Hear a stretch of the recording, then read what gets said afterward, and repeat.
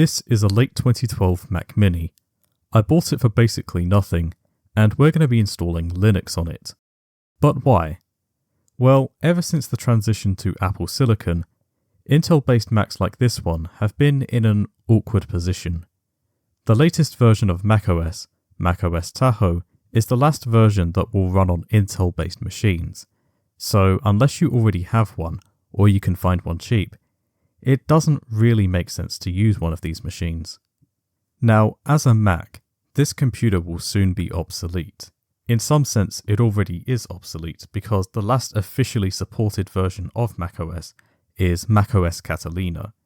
You can run newer versions through OpenCore Legacy Patcher, but where do we go once those versions lose support? Fortunately, as a PC, this computer still has a lot of life left in it. Now, you could run Windows through Apple's Boot Camp Assistant. In fact, this computer is currently dual booting macOS and Windows, but for simplicity, we're going to be replacing both of them with Linux. Interestingly, you can run modern Linux on all three types of Mac: PowerPC, Intel, and Apple Silicon. PowerPC and Apple Silicon can only run certain distros, but with Intel Macs, we have a lot more variety. For this video though, I'm installing Linux Mint. For this tutorial, we'll need a USB flash drive. That said, you may want to put the macOS installer on another USB in case you need to reinstall macOS in the future, although a lot of the time you can reinstall macOS using Apple's Internet Recovery tool. The first step is back up any important data. In my case, I don't have any data to back up.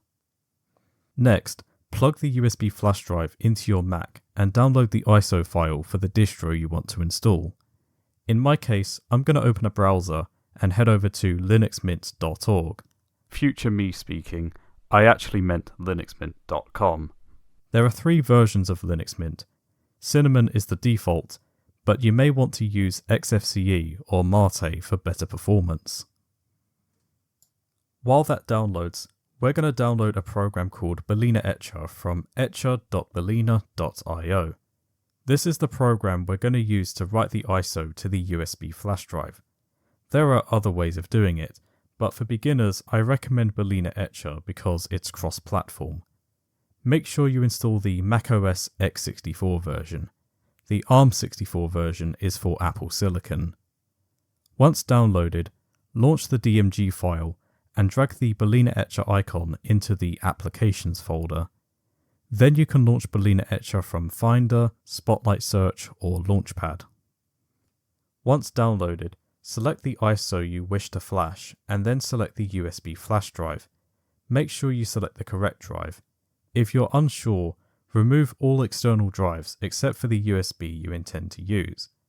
Then click Flash, wait a bit, and after a few minutes, you should get a message saying Flash completed. This process will remove what's already on the USB. After this, restart the computer and hold the Option key on startup when you hear the chime. If you're using a Windows keyboard like I am, the Alt key is equivalent to the Option key. You'll then land on a screen like this. Here we have 4 boot options, but typically you would only have 2. One will be named something like Macintosh HD, and the USB will typically have this icon. So select the USB and wait a moment for the computer to boot. Now we're in the Linux Mint live environment. At this point, you can play around with the OS without affecting your macOS installation. But bear in mind, there's no persistent storage, so any files you make or download will be gone the next time you boot from this USB. At the moment, there's no Wi-Fi because the proprietary Wi-Fi adapter is disabled, but if we open the driver manager, we can enable it. I was worried that Ethernet wasn't working, but it turns out I'm just an idiot and I forgot to plug it in. Now we can go through the setup. Setup does vary slightly depending on the distro, but they generally ask the same questions. Your answers will probably be different to mine. For language, I'm going to select English. For keyboard layout, I'm going to select English UK. If you're using a Mac keyboard, you can select the Macintosh variant. I'm going to say yes to install multimedia codecs, and for the next part, I'm going to select Erase Disk and install Linux Mint. If you want, you can encrypt the installation.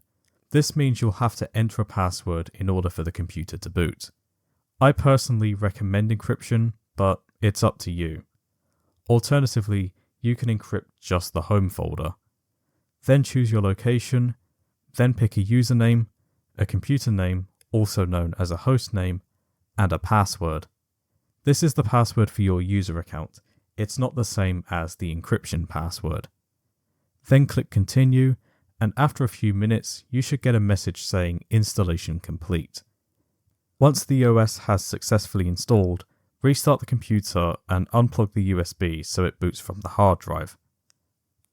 At this point, your Mac should boot straight into your new Linux desktop.